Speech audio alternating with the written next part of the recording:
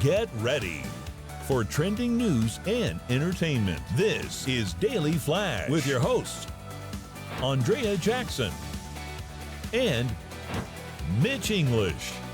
The fun starts right now. This is Daily Flash. I'm Andrea Jackson. She certainly is. I am Mitch English, and this is Daily Flash. Yeah, Indeed. We got the whole crew hanging out with you today with our social media dude. It's James Alexander. Yes, you know what? I love my social media channel so much. I just need you to like, comment, and share. I'm dancing and I'm ready. That's right. I'm feeling it. I'm feeling it today. All right, very good. And to my right is Matt Doolittle. What are you doing, Matty? Well, you can see behind the scenes at dailyflashshow.com. You can see James's mustache have this progression going on. Nice. YouTube, like, subscribe, do all that fun stuff. You know what? Send us a note about James's mustache. Flash at dailyflashshow.com. Yeah, use my alias Santiago. Wait, what is with the pencil mustache? I am Santiago in Miami, okay? All right. Yeah, well, you look like Jimmy Buffett. Anyway, you can get a hold of us because they do a beauty.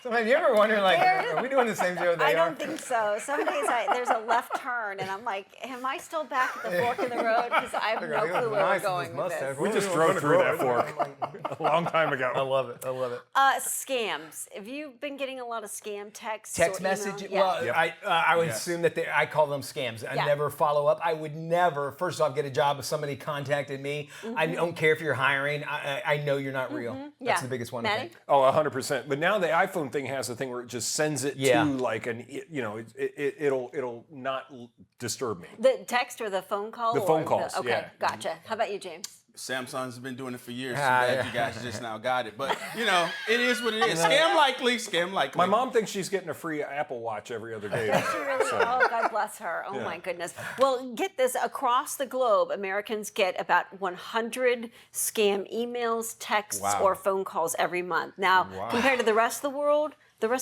between 30 and 50, but Americans 100 per month on average. And those are the ones maybe that you actually see. It might go through like a filter and eventually winds up on it. And I think it's because we're also in a nation of convenience and easy to do things, and they make it very, very hard to find out.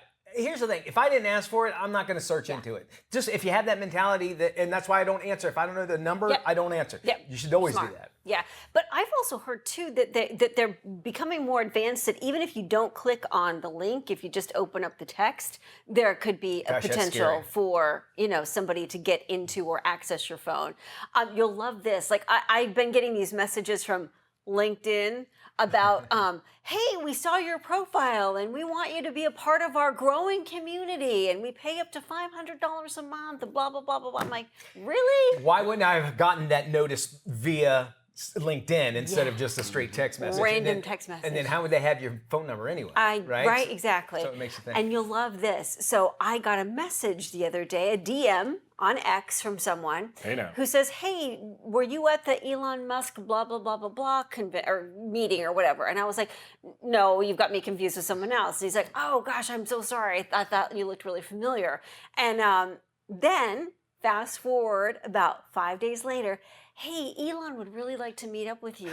And I'm like, really? Yeah. We can have him on the show. Come on. We need Teslas, Andrea. We need Teslas. We need a fleet of Teslas. And I see the guy's name, so I just out of curiosity, I'm like, who is this guy? And I searched him, and of course the name is legit. It comes up as an employee of Tesla, and a pretty big guy up at Tesla. But then you look underneath and you see the handle, and it's at Raja Dinesh 57926 India, and I'm like, okay. That's the first thing you should look for is where it came from. I know up at the top it'll say like a name, but click that. Don't send an email. Click that, and usually the email will be a Gmail account. Okay, so I'm certain that Tesla would have their own domain. It wouldn't be Gmail that you're getting the email. Right. Have you ever seen one of Andrea? I'm sure you haven't, because you're a fine person. The rest of us were a bunch of heathens. Have you ever just picked one of those up and messed with them for about half an hour? No, because I just feel like it's a giant waste of time, and I'll probably get myself in trouble. Much fun. I know. With AI, it's easier to That mess is with. true, yeah. But I find it so interesting, and I'm thinking to myself, well, if Elon really wanted to get in touch with me, he does own X, so it's not like he can't send me a message. Why do I have to go through a third party? Off the Space Coast every other thank day. you. Drive over here. Right? You know. They do make it harder as well. A lot of times what they'll do is sometimes they'll change, let's say Outlook.com, let's say, and they say click your email here, and you say, well, it looks legit. I'm just using this as an example. They use the number 1. They'll buy the domain with the number 1, so it looks like an L, but it's actually a 1. So if you just had, and there's other tricks similar to that, but if you just have the attitude, I didn't ask for it. Nobody's going to reach out and give you this great offer. Wow, I can't believe I found this. Much like that free Apple Watch. You have to do something this day and age to get it. Nothing is free at all. And for them to hack into your email and then Lord knows what else, think how much that would change. It's terrifying. And they say that Americans, the majority of them, almost 85%, say financial scams are the things that concern them the most with smartphone technology the best and is AI. The celebrity ones, though. When somebody thinks that they're friends with like Liam Neeson or something online, and they're like, "I'm talking to Liam Neeson." Like I've had, love you, Mom. I've had to walk her back and be like, "Mom, it's not a real. You're not talking to that person." We can do it. You can. What do you mean? We have an app that can do it. Well, how do you mean? What do you mean? It's character.ai. We can have Mitch talk to Shaq. Oh, you're talking about, as my voice? Yeah, with AI, it's headed in that direction. Shaq talk to Mitch. He can have a regular conversation with Shaq. Matt could just do it. And it's just character. I can do a Oh, is that so? Yeah. Interesting. All right, be careful. If in doubt, don't is your best bet. From here on out, have that attitude. I promise you. But if Mitch English calls you, it's definitely him because he's got nothing. I'm asking you to bail me out. Just one last word of advice. Always look at the handle underneath the name. 100%. That will tell you everything. And they'll even tell you a company is going to have their own 800 number or toll-free number. Yes. If they have like a area code, it's not real. 976. Yeah, exactly. Bank or of America. 804. I mean, call this number. They're going to want you to call an 800 number or chat with an agent off their website. So keep that in mind. Little things you can do. Yes. Let's jump into some trending news stories going on out there. We'll start with big news in Peru. Check this out. Pretty cool. Machu Picchu is actually in danger of losing its status as one of the new 7 wonders of the world. Locals are blaming over-tourism and lack of conservation policies. The 15th century compound was honored with the title in 2007 after earning more than 100 million votes in a global competition. Machu Picchu is a stunning example of the Incas' engineering feats that they do, and it's amazing. What all they have done, and you consider the time as well. But just looking at the video we had just shown you, that happened so long ago, but yet is still around for us to be able to treasure. It's amazing when you look at that. Like, how on earth did they build that without any sort of modern technology that we have today? Aliens, of course, absolutely. A 94-year-old Italian woman has become quite the tourist attraction. She's known as Nonna Margherita, and she lives in a centuries-old village in central Italy. She proudly wears a dark wool dress with long black sleeves and cotton headband, and it's the same outfit she has worn since she was 18, believe it or not. Tourists often wander through the village, knocking on doors until they find her and ask to take a photo with her. She takes pride in being a normal grandmother who's proud of her traditional Italian roots. She's the Steve Jobs of that country, right? Wearing the same outfit over and over every day. She is. There's something to be said about that. People that are comfortable with, like, okay, I'm fine with wearing that. And black always works with everything. Black turtleneck jeans. That was Steve Jobs' outfit. She looks like she could take your knees out, though. She does. She probably could. Yeah. Indeed. A multimillionaire has paid more than $50,000 to be a professional model.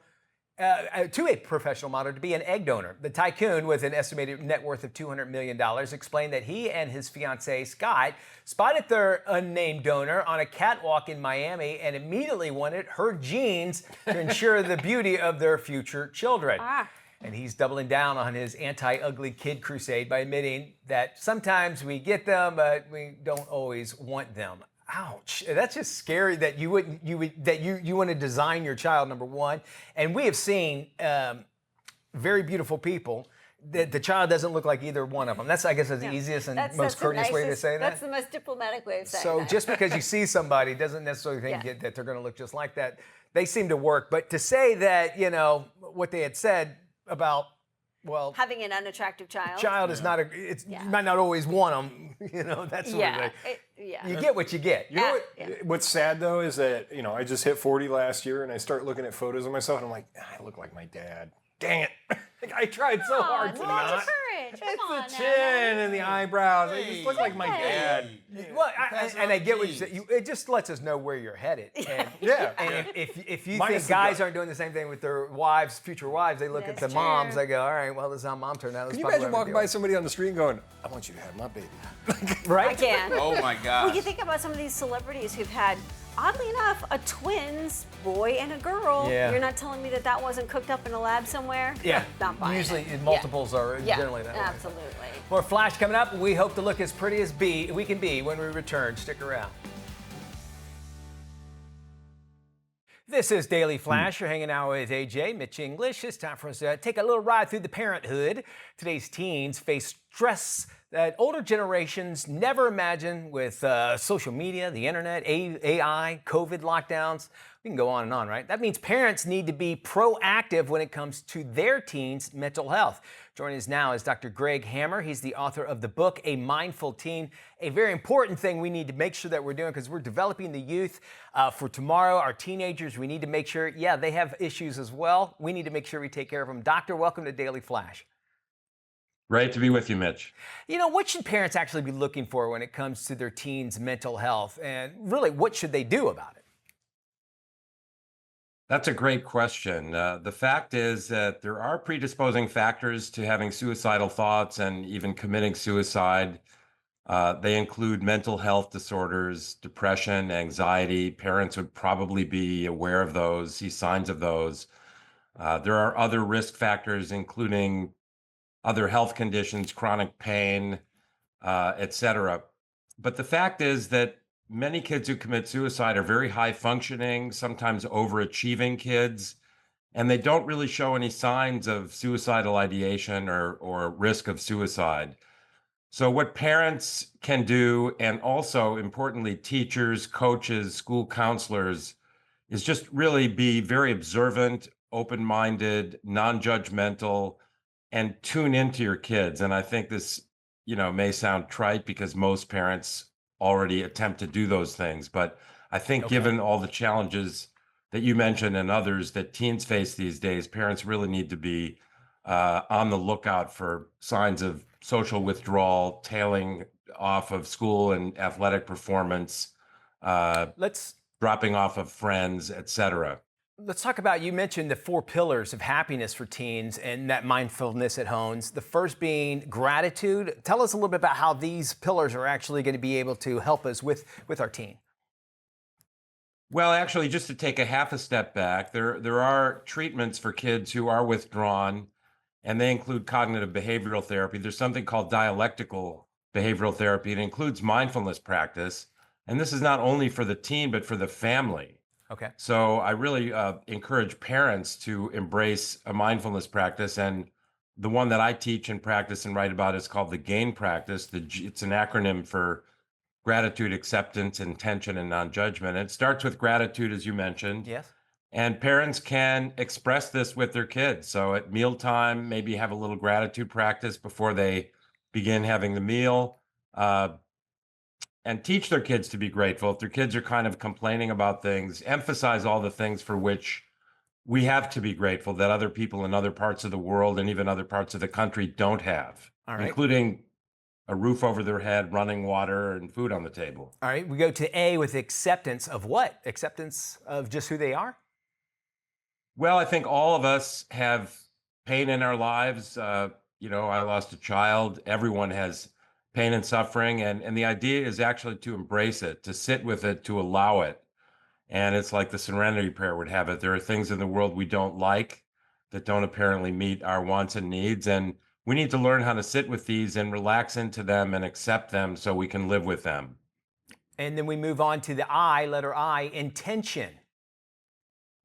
And intention is so important because our brains, Mitch, are wired to be rather negative. Yeah. And have a hard time being present. And these are the keys to happiness. We want to be more positive. Happiness lives in the present moment.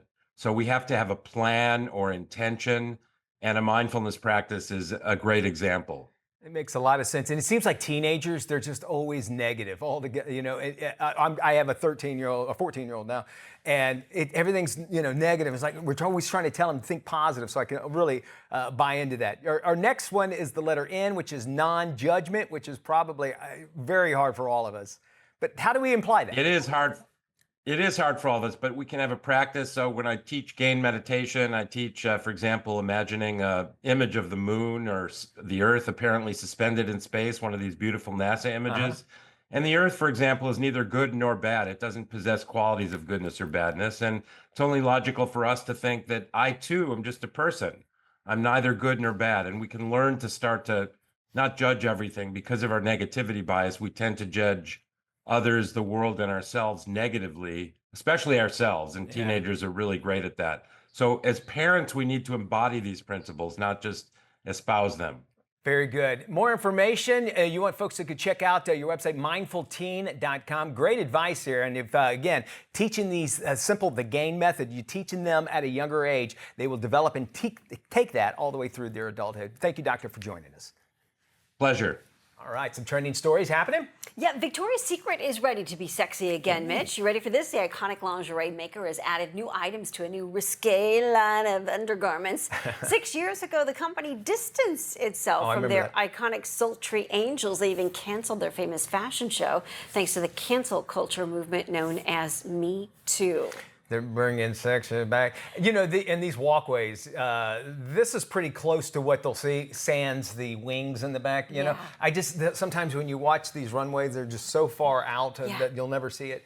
I kind of appreciate it because we all think of, what do we think of Victoria's Secrets? Is that secret? What is the secret? Is really what we were all looking for. So I'm glad to see this. And I don't understand this whole hate for being sexy. Like, it just seems like there's been this whole backlash thanks to the Me Too movement or maybe the body positive movement, whatever it is. I'm like, isn't there room enough for people to wear beautiful lingerie and look great? I think, 100%. And I don't think you'll have any of the guys in here complaining about that whatsoever. I don't think so either. But you're right, and because it was portrayed like, we all know that women, and I hope I'm not being offensive, women dress for other women, but when it comes to Victoria's Secret, you obviously wouldn't see that. You're wearing it for men, They're wearing it for men, so that's where that controversy. But why should it be? It shouldn't be. You want to look good? Right. I'm all for it. I'm actually wearing Victoria's Secret right now. Do you see me? Do I have any shame in my game? Is that your secret? Well, or a white lie? I don't know. It's stuck.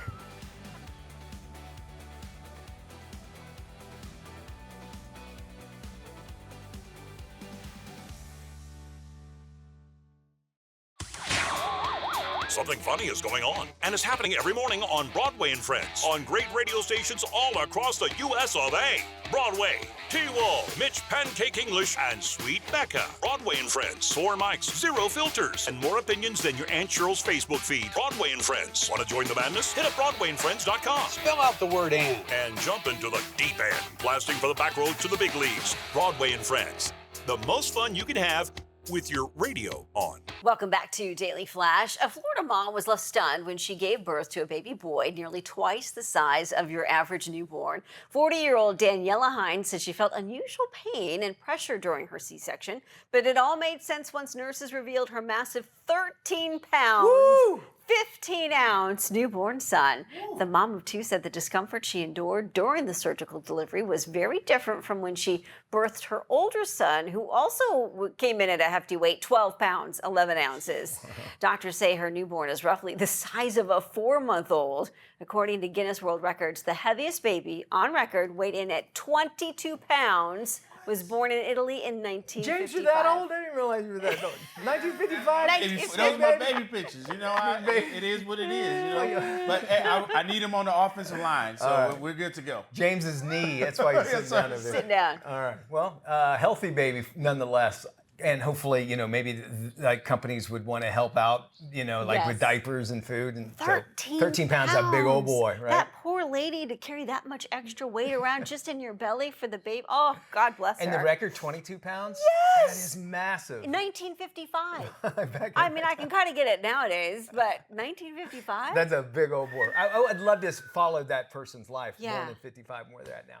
Okay, this one, there's ideas that sound great on paper, but then when you see them, Engineers say that they have actually designed a new AI-powered safety system to prevent future deadly crash landings. Here's what they did. Okay. They came up with an aircraft equipped with outside airbags. It's the first AI-designed crash survival system. It says that AI sensors can detect when a crash is about to happen. So can, it going down at a fast pace. Yeah. Anyway, airbags deploy and they cocoon the fuselage. The protective padding is designed to create a soft landing and hopefully save lives. The state-of-the-art AI system works by keeping tabs on all the instruments and the pilot's response so it can make an informed decision ahead of any emergency system that's going to pop up as well. I was looking at this, and one of the breakdowns of how it worked, it came from the company. There's like 3 typos. This one right here, look at the top. We didn't make this graphic up, they did.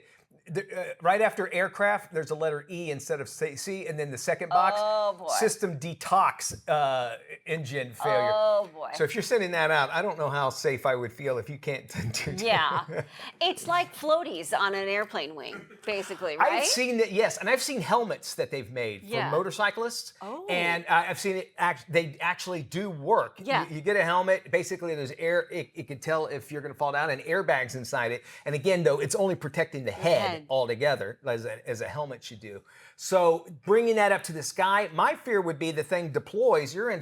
How does the plane continue to go and be aerodynamic? Yeah. Just in case if it happens. And Would then it probably cause a crash? What happens when it hits the ground or the water? Bounces. Does it bounce? Yeah, and then aren't you like, now you're bouncing around in the cabin, right? Or it pops. That'd be my luck. I'd be on there and we'd be, heading down and it would just go pop. Maybe like a parachute. I know I've seen planes that have like a parachute that would slow down, I guess, I'm not aerodynamic. No, but we can talk, we can think about it. I will say that when it comes to hurricanes, though, here in Florida, some of these businesses have those inflatable walls that they put up. I know at the hospitals in Tampa they use them, and they're actually quite effective. I've seen that. Basically, it's like a moat around your business and stuff. That makes a lot of sense. And it looks like an inflatable, castle or moat or whatever that you can put around. And you can use them for houses, but I've only seen businesses use them. It makes a lot of sense. Yeah. Well, researchers at UC Berkeley found chimpanzees eating fermented fruit in their native habitats.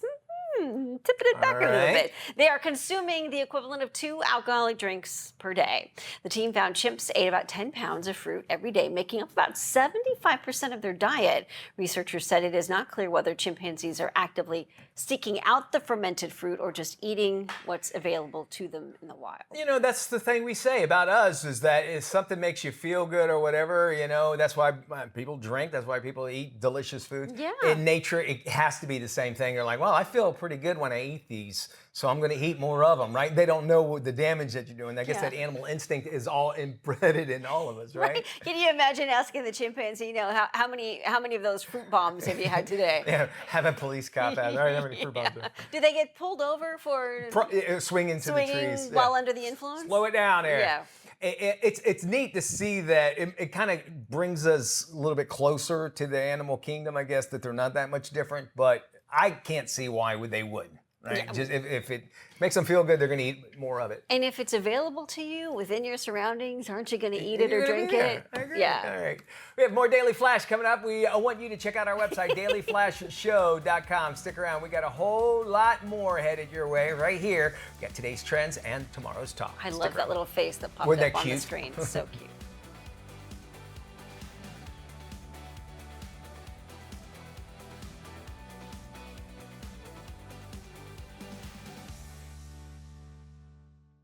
This is Daily Flash with your hosts, Andrea Jackson and Mitch English.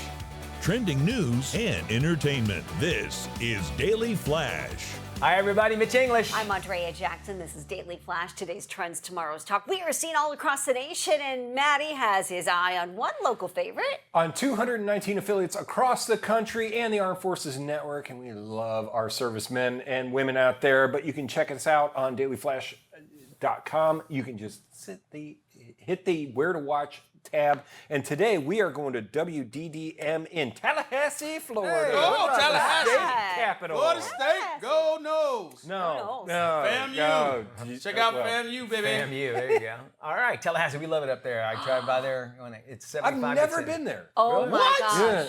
I Shame will tell on you, some of the best beaches in the world are in the Panhandle. 100%. Bar none. The further west you go. Stunning. Tallahassee, I stayed in a hotel there. I was the first person to ever stay at this hotel. Brand new hotel. So it was your dirt. It was, right. So it felt I was literally the first person to go in. So if we went in with like a neon light, what would we see? Oh my God. Mitch English slept here. I'm not going to sleep on the other bed. Was it 24/7 or by the hour? Oh, it was by the hour. I mean, I was the first person to sleep in that first hour of it. By BOGO? Was it BOGO?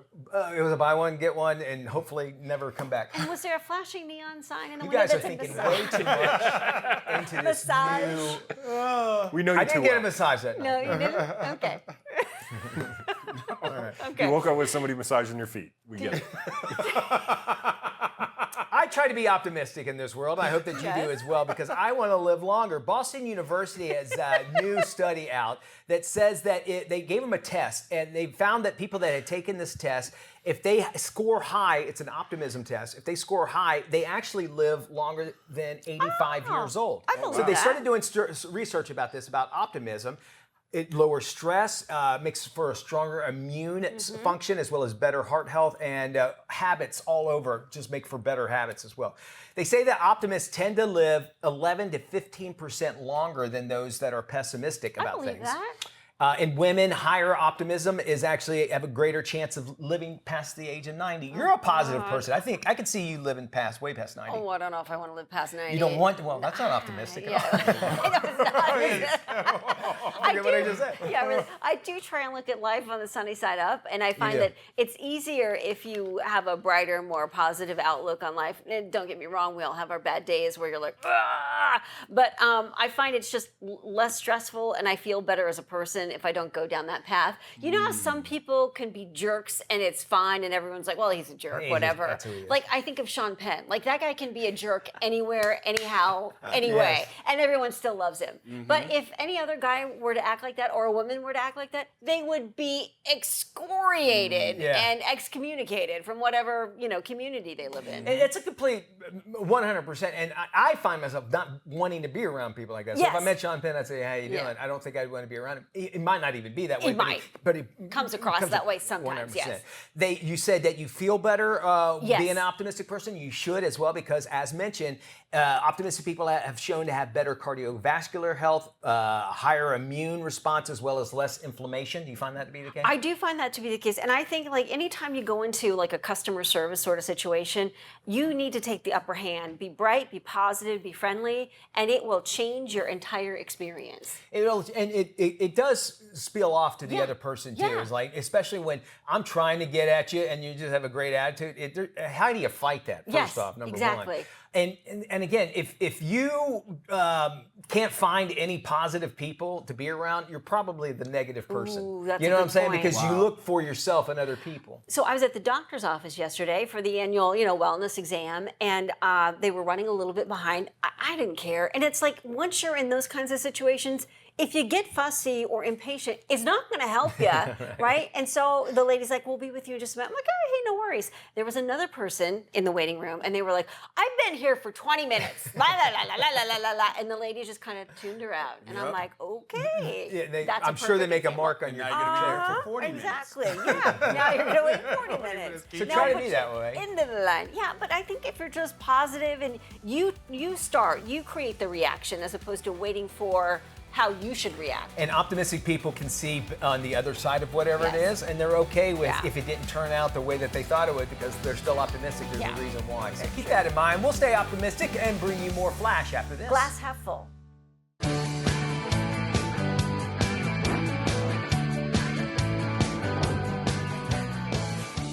Today on The Scene with Doreen, I sit down with Hollywood scream queen and America's mom, actress Dee Wallace. She starred in over 250 movies, from Cujo to E.T., and Dee has a new chapter in her life, and I can't wait to dig in.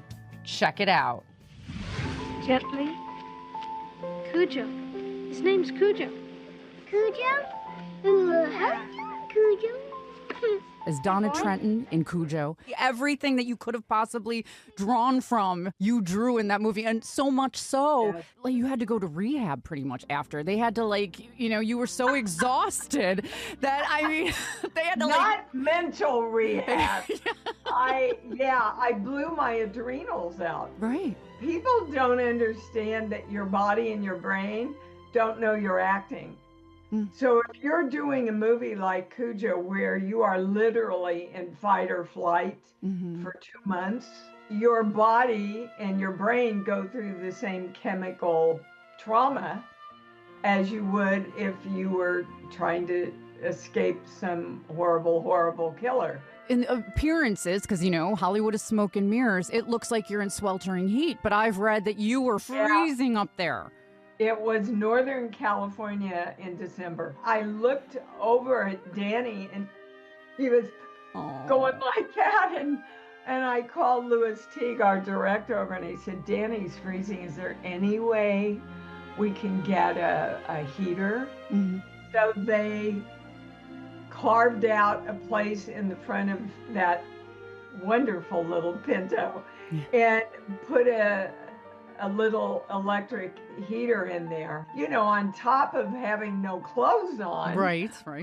They had to spray us down and all that to make us look like we were sweating. So that was even colder. And, it's all the glamour of movie making, The things people don't see. And have you ever been in a Pinto since? Have you ever gone in one? No, and never will. Smart move.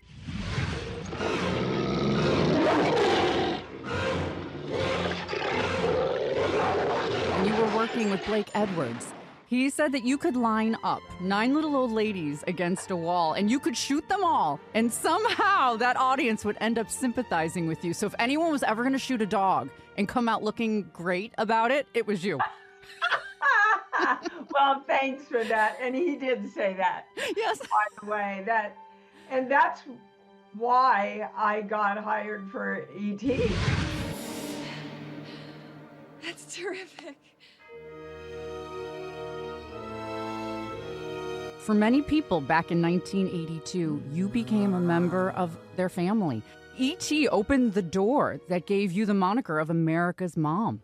Oh, you bet. And there's a yin and a yang to that. People only saw me as a mom. They only wanted to hire me as a mom.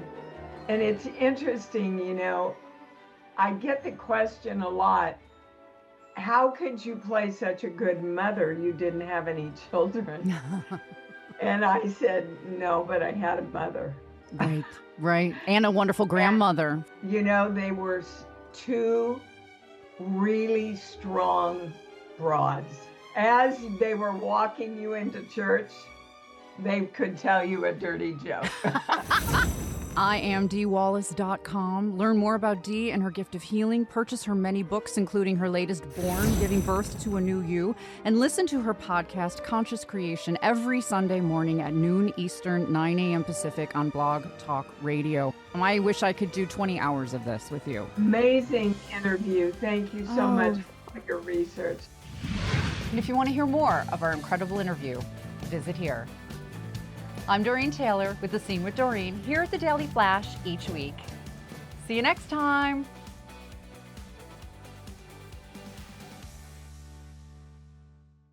Welcome back to Daily Flash. Andrea Jackson and Mitch English hanging out with you. It is college exam time, and every student needs to understand the key role that these tests actually play in their academic career. Priscilla Rodriguez, she joins us now with more. Priscilla, thank you for joining us. First, tell us, what is the PSAT? Why is this thing so important?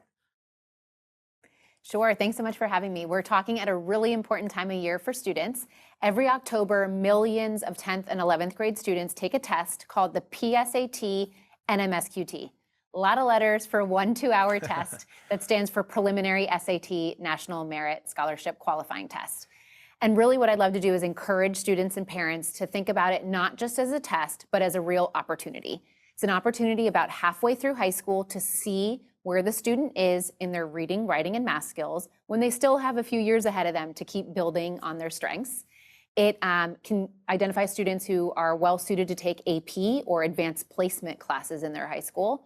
And really importantly, it connects students to $300 million in scholarship opportunities every year, including the big National Merit Scholarship and Recognition Program. Okay, we know that obviously that sets us up for college, but what about career planning? How does that actually play a part, the PSAT?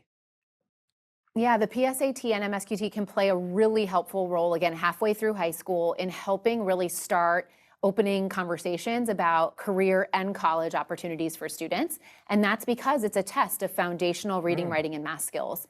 And we've built tools at College Board to help connect the dots between those skills on the PSATs and SAT and the skills required by a huge database of careers.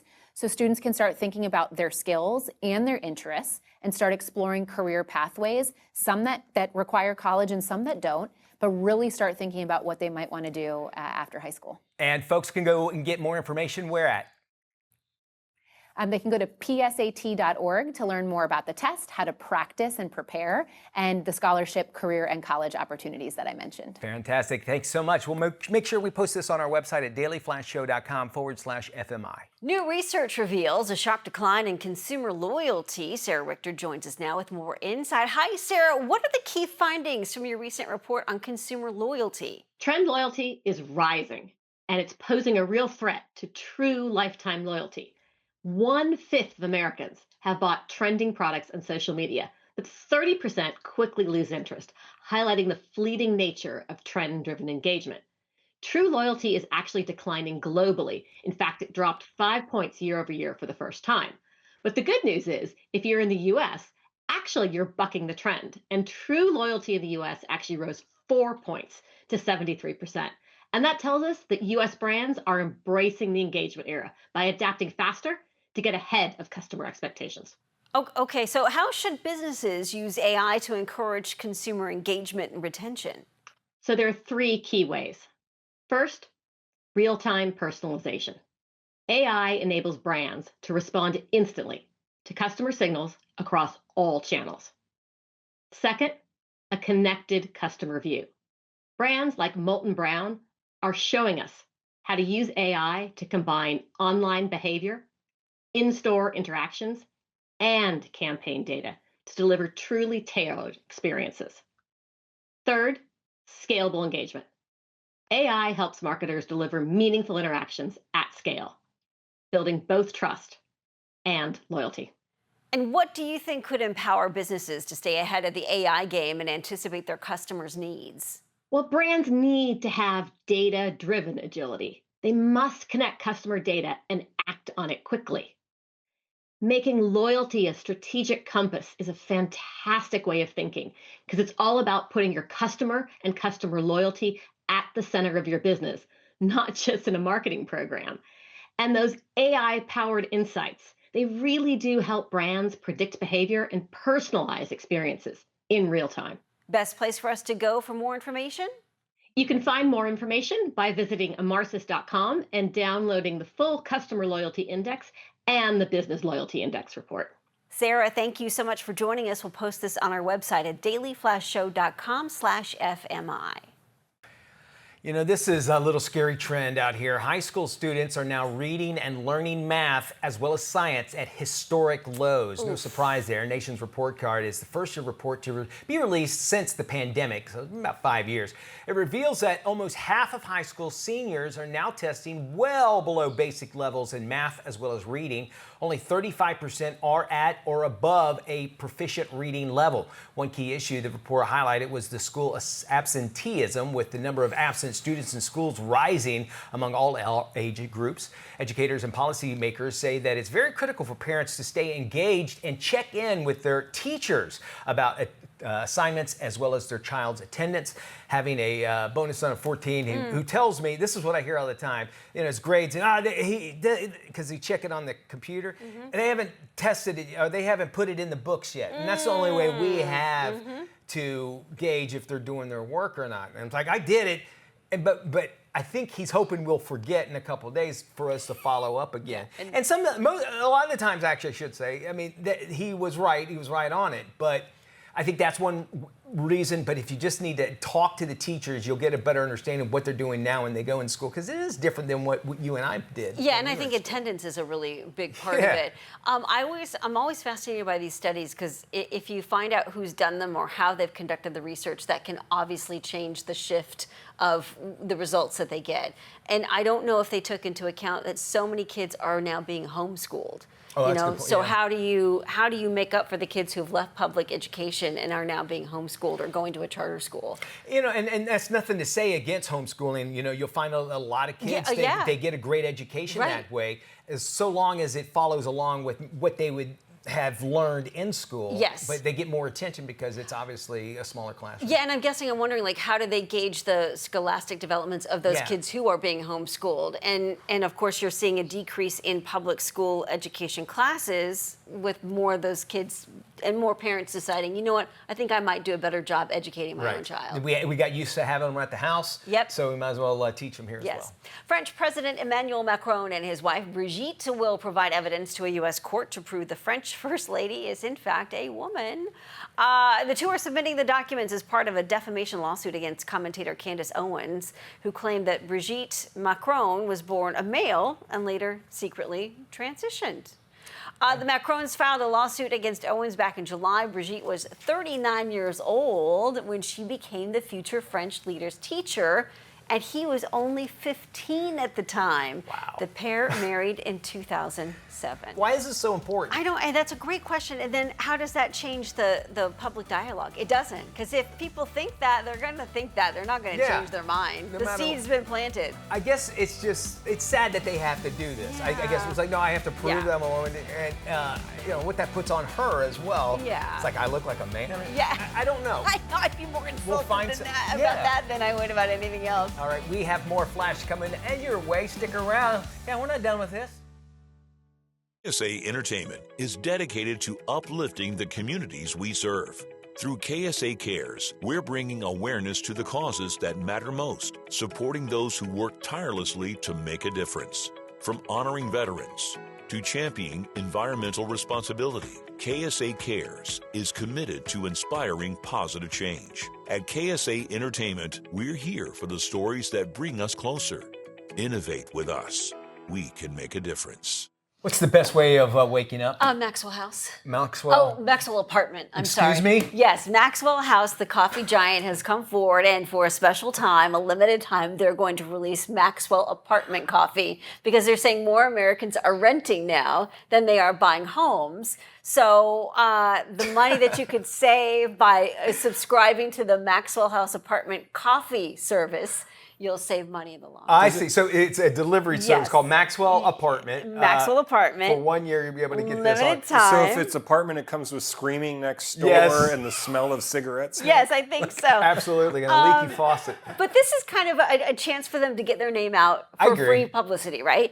We've had Starbucks. They changed their name to the Starbucks Coffee Company. Coors Light, remember, they changed theirs to Monday Light for that one time. brief time. Goldfish, they briefly changed their name to Chilean Sea Bass in a cheeky ploy to appeal to adults. I don't remember that one either. The Campbell's Soup Company permanently dropped the soup. So just Campbell's. Just Campbell's. Yeah, okay. And then Kraft Heinz permanently shortened the name of Kraft Macaroni and Cheese to Kraft Mac and Cheese. Well, Dunkin' dropped the donut thing. They did that because they're selling more than donuts. Yeah, that's right. Coffee. And then IHOP. Do you remember the IHOP thing where they changed it to IHOB because they were serving burgers? With the smile. Yes. With the smile. I remember that. And these are all temporary changes. Yes, I think when we look back, they usually will go to the letters like FedEx. Was always Federal Express, but everybody called it FedEx, so they said, well, go with it. Same goes with KFC, Kentucky Fried Chicken. Yes. People just say, let's go to KFC. And it went into the vernacular of how people refer to it, and they go, well, why fight it? Go with it. What if we just went by Flash? The Bell. Taco Bell. We're just going to go by Flash from now on. I'm all for you. And it's Sweet Baby James just running by with no shirt on. Limping by with his bad knee. So Maxwell Apartment, if you hear anybody talking about that, is actually a real thing. It's a specialized subscription service for Maxwell. Get your coffee. Yeah. And you can have your apartment sent to your house. I imagine they don't care either way. That does it for our show. And thank you for allowing us to be in your house or apartment. Oh, wow. The second cup. Best way to start your day. Waking up.